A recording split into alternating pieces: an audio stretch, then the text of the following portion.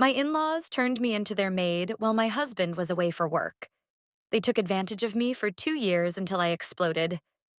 Now we're rebuilding our lives on the other side of the world. I, 28F, have been married to Jack, 31M, for 6 years now. We met in college, I was an art major, and he was studying international business. We hit it off immediately, bonding over our shared love of travel and adventure. After graduation, we dated for 2 years before tying the knot in a small, intimate ceremony. Jack's always been ambitious, constantly seeking new challenges and opportunities. I admired that about him, even though it sometimes meant sacrificing our time together. When we first got married, he took a job that required frequent travel. It was tough, but we made it work. We'd have amazing reunions when he came home, and I focused on building my career as a graphic designer. 2 years into our marriage, we had our daughter, Lily. She was a surprise, but a welcome one. Jack cut back on his travel to be there for us, and for a while, everything was perfect. We were young parents, figuring things out together with the support of both our families. My parents passed away when I was in college. My dad from a heart attack and my mom from cancer 2 years later. It was a difficult time, and Jack was my rock through it all. His parents, Lisa and Tom, stepped up and became like second parents to me. They were there for our wedding, the birth of Lily, and all the moments in between. I grew to love them like my own family. 2 years ago, when Lily was 2, Jack got an amazing job opportunity in Japan. It was a 3-year contract with a prestigious international firm, his dream job. Initially, we planned to move as a family. I was excited about the adventure, the chance to experience a new culture. We started looking at international schools for Lily and housing options in Tokyo. That's when Lisa, my mother-in-law, stepped in. She's always been a bit overprotective, especially when it comes to Lily. She convinced us it would be better for Lily to stay in a stable environment. She argued that moving to a foreign country at such a young age could be traumatic, that Lily needed consistency and familiarity. Tom, my father-in-law, backed her up. He's always been more laid back, usually deferring to Lisa's judgment. He pointed out the practical aspects, the cost of international schools, the difficulty of me finding work in a country where I didn't speak the language. Jack and I spent weeks discussing it. We were torn. On one hand, we wanted to stay together as a family.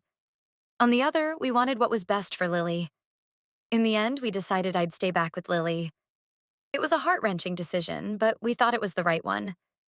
That's when Lisa suggested I move in with them. She painted a rosy picture. I'd have help with Lily, they'd have company, and we'd be one big happy family. She talked about how she'd always wanted a daughter, how this would give us a chance to bond even more. Tom nodded along, adding that it would be easier financially too. I hesitated at first. I valued my independence, and the thought of living with my in-laws was a bit daunting. But Lisa was persistent. She brought up my parents, saying how they would have wanted me to have a support system. It was a low blow, but it worked. I agreed, thinking it would be a temporary arrangement until I figured out a more permanent solution. The first few months were great. Lisa and Tom were helpful and kind. They doted on Lily, giving me time to work and even have some time for myself. Lisa would cook elaborate meals, insisting I relax after work. Tom would take Lily to the park, giving me quiet time to focus on my freelance projects. But slowly, things started to change. It was subtle at first, Lisa asking me to do a few chores here and there. She'd say things like, "Oh, since you're already in the kitchen, could you whip up dinner?" Or, "I'm so tired from watching Lily, would you mind doing the laundry?" I didn't mind helping out, so I agreed. But the requests kept coming, more and more frequently. Soon I found myself doing all the housework, cooking every meal, and taking care of Lily full-time, all while trying to maintain my freelance graphic design work. Lisa would criticize my cleaning, saying I didn't do it right. She'd hover over me while I cooked, pointing out everything I was doing wrong. Tom wasn't much help. He'd shrug and say, "That's just how Lisa is. You know she means well." He started spending more time out of the house, claiming he needed to help a friend with some project or another. Whenever I tried to talk to Lisa about it, she'd guilt-trip me. She'd bring up how they were giving me a place to stay rent-free, how they were helping with Lily. She'd say things like, "We're not getting any younger, you know. It's only fair that you help out more." Or, "When I was your age, I was managing a household and working full time. You young people have it so easy these days." I felt trapped and didn't know what to do. I couldn't tell Jack because I didn't want to cause problems between him and his parents. Plus, Lisa and Tom always acted perfectly nice whenever Jack visited or video called. They'd praise me to him, talking about what a wonderful mother I was and how helpful I'd been around the house. It made me feel like I was going crazy, like maybe I was the problem. I kept hoping things would get better, but they only got worse. Lisa started criticizing my parenting, saying I was too lenient with Lily. She'd undermine my decisions, giving Lily sweets when I'd said no, or letting her stay up past her bedtime. When I'd confront her about it, she'd say, "I raised two children successfully. I think I know what I'm doing." The stress started affecting my work. I was constantly exhausted, struggling to meet deadlines. My clients started to notice, and I lost a few important contracts.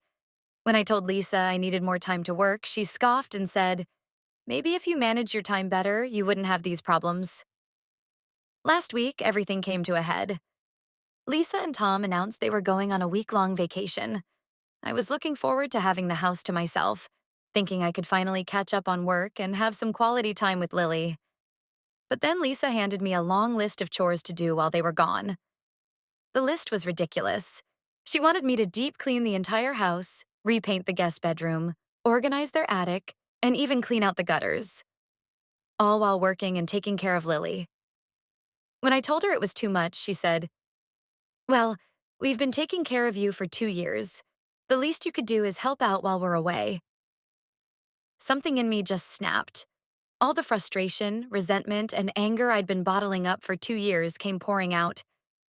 I yelled at Lisa, calling her out on her behavior. I told her I wasn't their maid or their babysitter and that I was done being taken advantage of. I said they'd turned me into a glorified housekeeper and that this wasn't what we'd agreed to when I moved in. Tom tried to intervene, telling me to calm down, but I was too angry to stop. I told him he was just as bad, always looking the other way and never standing up to Lisa. I said they'd both taken advantage of my situation, knowing I had nowhere else to go. Lisa started crying, saying I was ungrateful and that she'd only ever tried to help. Tom raised his voice, telling me I was out of line. In that moment, I knew I couldn't stay there anymore. I grabbed Lily, threw some clothes in a bag, and left. I've been staying at a hotel for the past week. I finally broke down and told Jack everything. He was furious and is flying back next week to deal with the situation. His parents have been calling and texting nonstop, alternating between apologies and accusations.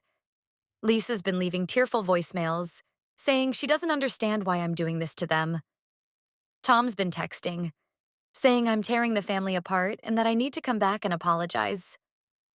I feel guilty for keeping this from Jack for so long, but I'm also relieved that everything's out in the open now. I don't know what's going to happen when Jack gets here, but I know I can't go back to living with his parents. I'm scared about what this means for our future, but I'm also determined not to be a doormat anymore. Am I overreacting? Should I have handled this differently? I'm lost and could use some advice. Update 1. It's been a week since my last post, and so much has happened that I hardly know where to begin. Jack arrived 3 days ago, and it's been a whirlwind of emotions and confrontations since then. The day after Jack arrived, we went to his parents' house to talk things out. I was a nervous wreck the entire drive there. My hands were shaking so badly that Jack had to take my phone away because I kept dropping it. He held my hand the entire time, which gave me strength. He kept reassuring me that we were in this together, that he had my back no matter what. As soon as we walked in, Lisa burst into tears and tried to hug me. I instinctively stepped back, and Jack immediately stepped in front of me. He said we needed to have a serious conversation, and his tone left no room for argument. Tom ushered us all into the living room, where we sat in uncomfortable silence for a few moments. Jack started by expressing his disappointment in his parents. He told them how hurt and angry he was that they had taken advantage of me while he was away. He talked about how he'd trusted them to support me and Lily, not to turn me into their personal housekeeper. Lisa tried to interrupt, but Jack shut her down, saying he wasn't finished. Then he turned to me and apologized. It was unexpected and emotional. He said he was sorry for not noticing what was happening, for not being there when I needed him. He admitted that he'd been so focused on his career that he'd neglected his responsibilities as a husband and father. It was hard to hear, but I appreciated his honesty. I assured him it wasn't his fault, but I could see the guilt in his eyes. When it was Lisa and Tom's turn to speak, things got heated. Lisa tried to downplay the situation, saying I had misunderstood her intentions. She claimed she was just trying to teach me how to run a household efficiently, that she saw me struggling and wanted to help. She brought up her own mother, talking about how she'd learned everything from her and wanted to pass that knowledge on to me. Tom mostly stayed quiet, occasionally nodding along with Lisa. When Jack pressed him, he mumbled something about not wanting to get involved in women's business. This infuriated both Jack and me, and Jack told his father that his passivity was just as harmful as Lisa's actions. I couldn't hold back anymore. I listed out every incident over the past 2 years: the increasing chores, the guilt tripping, the snide comments about my parenting. I told them how isolated and used I felt, how their actions had affected my work and my relationship with Lily. I talked about the times I'd cried myself to sleep, feeling like I had nowhere to turn. Lisa's face went from defensive to shocked as I spoke. I think she genuinely didn't realize how her actions had affected me. She tried to interject a few times, but Jack silenced her with a look. When I finished, there was a heavy silence in the room. Tom finally spoke up, admitting that they had taken me for granted. He apologized, saying they had become too comfortable with the arrangement. He talked about how they'd always wanted a big family, and how having me and Lily there had fulfilled that dream for them. He acknowledged that they'd gone about it the wrong way. Lisa, however, was still resistant. She accused me of being ungrateful and dramatizing things. She brought up everything she'd done for me: the meals she'd cooked, the times she'd watched Lily. She said she'd treated me like a daughter, and this was how I repaid her. That's when Jack lost it. He stood up, his face red with anger, and told his parents that their behavior was unacceptable. He said if they couldn't see how wrong they were, then we would have no choice but to cut contact.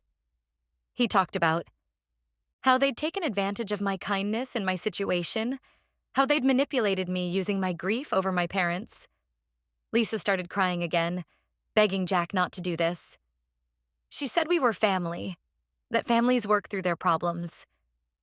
Tom tried to calm everyone down, suggesting we all take a break and come back to the conversation later. But Jack was done. He said we needed time and space away from them. He told them not to contact us, that we'd reach out when we were ready. Lisa tried to argue, but Jack was firm. We left shortly after with the situation unresolved. The next couple of days were intense. Jack and I spent hours talking about our future. We both realized we'd made mistakes, me in not speaking up sooner, him in not being more present. We talked about our communication, our expectations, our fears. It was hard, but it felt like we were finally on the same page. We've decided that I'll move to Japan with Lily as soon as we can arrange it. Jack is going to request an extension on his contract, and we'll stay there for at least another year. We both feel like we need a fresh start, away from the influence of his parents. As for his parents, Jack has decided to take a break from them. He's hurt and angry and needs time to process everything. Lisa has been calling and texting nonstop, alternating between apologies and guilt tripping. She's left voicemails crying about how we're breaking her heart, how she doesn't understand why we're punishing her. Tom has sent a few texts, mostly asking Jack to reconsider, saying that Lisa is a mess and they need to talk. We've decided to block their numbers for now. I feel a mix of relief and sadness. I'm glad everything's out in the open, and I'm excited about our fresh start in Japan. But I'm also sad that it had to come to this. Jack is struggling with his decision to distance himself from his parents. He's angry at them, but he also feels guilty. He's talked about how they've always been a close-knit family, how this rift is something he never imagined would happen. We're taking things one day at a time. There's a lot to organize for our move, but we're facing it together. Jack has been incredibly supportive, handling most of the logistics so I can focus on Lily and my work. We're both nervous about the move, about starting over in a new country, but we're also excited about the possibilities. I'll update again once we're settled in Japan. Thank you all for your support and advice. It's been a difficult journey, but I feel like we're finally moving in the right direction. Update 2. It's been 2 months since my last update, and we're finally settled in Japan. The move was hectic, but worth it. Lily is adjusting well to her new preschool, making friends despite the language barrier. Her resilience amazes me every day. I found a job at a local design firm, which has been both challenging and rewarding. The language barrier is tough, but my colleagues are patient and helpful. Jack's work has been supportive of our situation, and they've even helped with our relocation. Before we left, we had one final meeting with Jack's parents. It was Jack's idea. He wanted to give them a chance to make amends before we left the country. I was hesitant, remembering the emotional turmoil of our last encounter, but I agreed for his sake. I could see how torn he was about leaving things unresolved. We met at a neutral location, a quiet cafe near our old neighborhood. As soon as we walked in, I could feel the tension in the air. Lisa looked like she hadn't slept in weeks, her eyes red and puffy. Tom seemed uncomfortable, fidgeting with his coffee cup and avoiding eye contact. The meeting was tense from the start. Lisa began by apologizing, saying she had done a lot of thinking and realized how her actions had affected me. She claimed she never meant to hurt me and that she had always considered me a daughter. She talked about her own upbringing, how her mother had been strict and demanding, and how she thought she was doing the right thing by teaching me as her mother had taught her. Tom echoed her sentiments, adding that they were both ashamed of their behavior. He admitted that he should have stepped in sooner, that his passivity had allowed the situation to escalate. He talked about how much he missed Lily and how sorry he was that his actions might have damaged his relationship with his granddaughter. I appreciated their apologies, but I made it clear that it would take time for me to trust them again. The hurt was still too fresh, the memories too painful. Jack supported me, telling his parents that while he was glad they were taking responsibility, actions speak louder than words. We set some ground rules for our future interactions. We agreed to limited contact for now, monthly video calls with Lily, but no unsupervised time with her. We also made it clear that any future visits would involve staying at a hotel, not in their home or ours. Jack explained that we needed time and space to heal as a family unit. Lisa didn't take this well. She started crying, saying we were punishing them too harshly.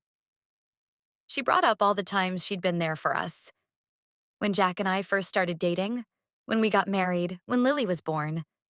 She accused me of turning Jack against them, of poisoning Lily's mind against her grandparents. That's when Jack stepped in.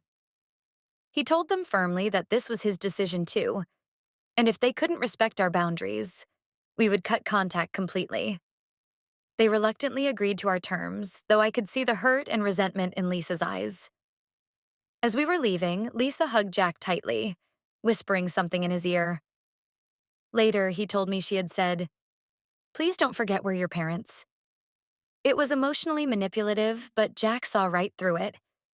Since we've been in Japan, Lisa and Tom have respected our wishes for the most part. They've had 2 video calls with Lily, which went okay. Lisa tried to guilt-trip Jack once about missing his childhood home, but he shut it down quickly.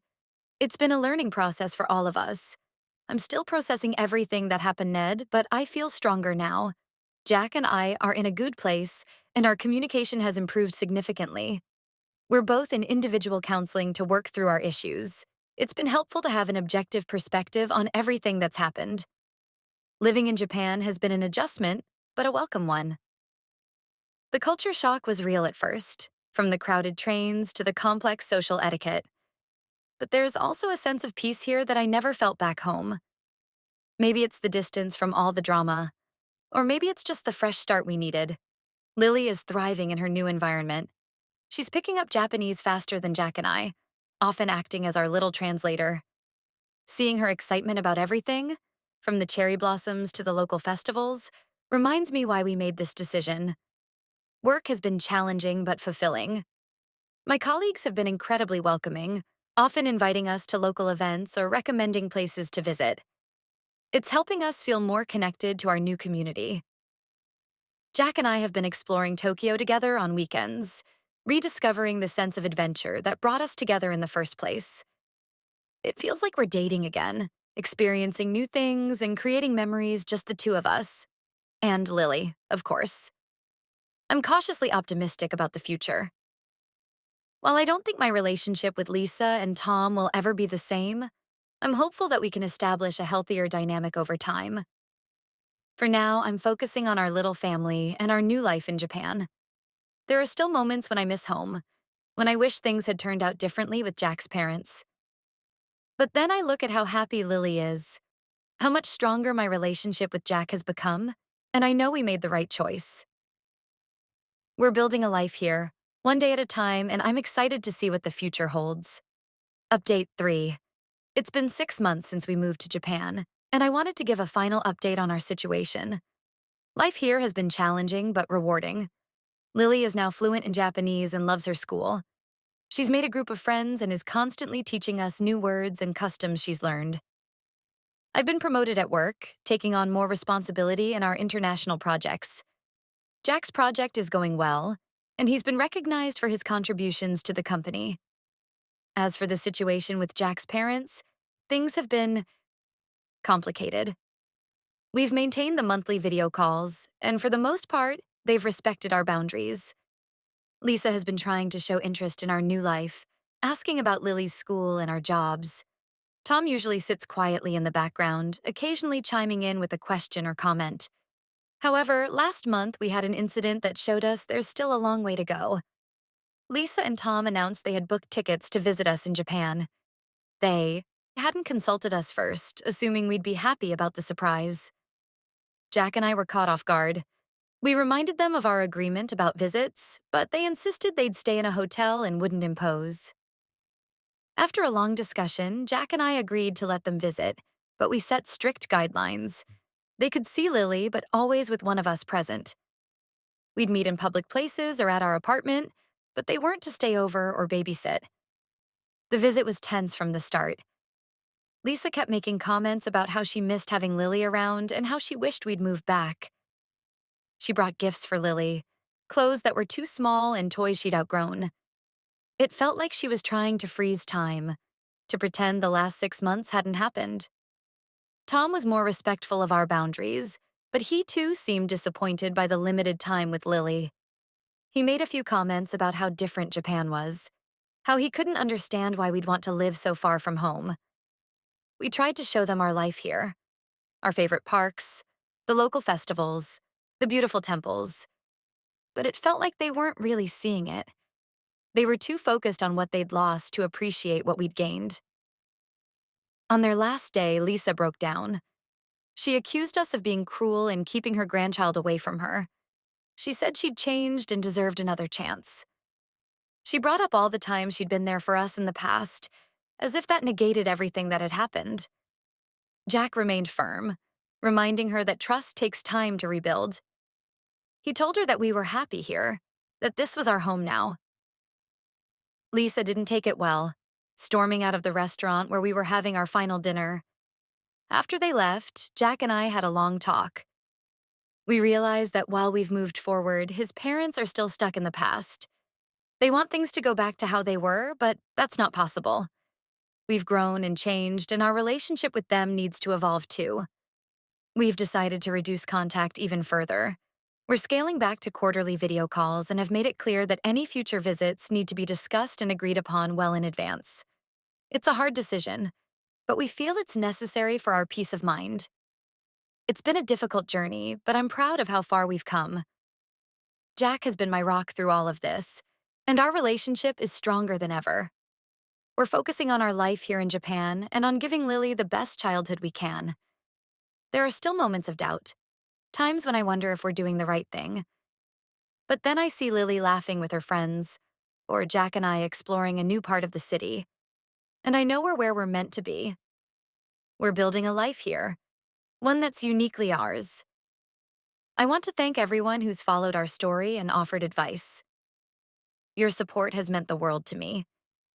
While this chapter of our lives isn't completely closed, we're writing a new one here in Japan, and I'm excited to see where it leads us.